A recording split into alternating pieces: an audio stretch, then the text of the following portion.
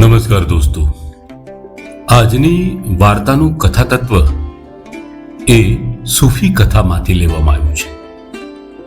દોસ્તો, એક સંત એ વિહાર કરી રહ્યા હોય છે. એવામાં જંગલમાં એક રાજા જેવો, એક બાદશાહ જેવો એક માણસ ઘોડેસવારી કરી એની આજુબાજુ જંગલી કૂતરા હતા.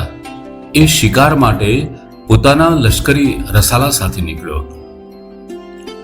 સૂફી સંતને જોઈ આ બાદશાહ, આ રાજાને મનમાં વિચાર આવે છે કે હું સૂફીની ટિખળ કરું અને સૂફી જો મને જવાબ દેવામાં કંઈ ભૂલ કરે તો એને હું સજા કરું. એટલે સૂફી પાસે જઈ અને બહુ તૂછડાઈપૂર્વક કહે છે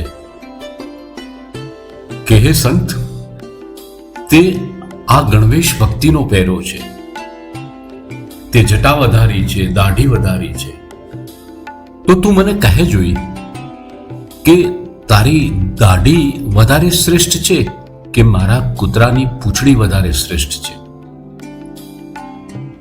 રાજાનો તર્ક એ બુદ્ધિપૂર્વકનો હતો, કારણ કે પેલા સંત પોતાનો જે દરવેશ છે એના વિશે રાજા તુલના પૂંછડીની કરે છે, એટલે સ્વાભાવિક છે કે સૂફીને ગુસ્સો આવે જ, અને સૂફી ગુસ્સો કરે ત્યારે રાજા એને સજા કરે, કારણ કે રાજા સામે એને ગુસ્તાખી કરી, એને ભૂલ કરી, એટલે રાજાને પેલા સંતને સજા કરવાનો મોકો મળી જાય.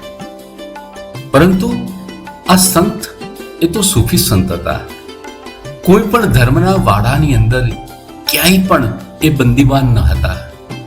જેમ ધરતીને આકાશનું ઓઢણું છે, એવી જ રીતના પરમ તત્વનું ઓઢણું ઓઢી પરમ તત્વના રંગે રંગાઈને એ તો પોતાની જીવન યાત્રા વ્યતીત કરી રહ્યા હતા. આ સંતે, આ સૂફીએ પેલા રાજાને ખૂબ સરસ જવાબ આપ્યો કે હે રાજા, તમારા કૂતરાની પૂંછડીની શ્રેષ્ઠતા કે જે મેં આ દાઢી ધારણ કરી છે એ દાઢીની શ્રેષ્ઠતા એ તો ત્યારે જ ખબર પડશે જ્યારે અંતિમ સમય આવશે, અને આ અંતિમ સમય વખતે જે તમારા અને મારા ઉપર જે રાજ કરે છે એ પરમ ચેતના જ્યારે મને કોઈ સજા કરશે ત્યારે ચોક્કસ હું એ સ્વીકારી લઈશ કે આ દાઢી શ્રેષ્ઠ નહોતી, આની કરતા તો કૂતરાની પૂંછડી વધારે શ્રેષ્ઠ હોત.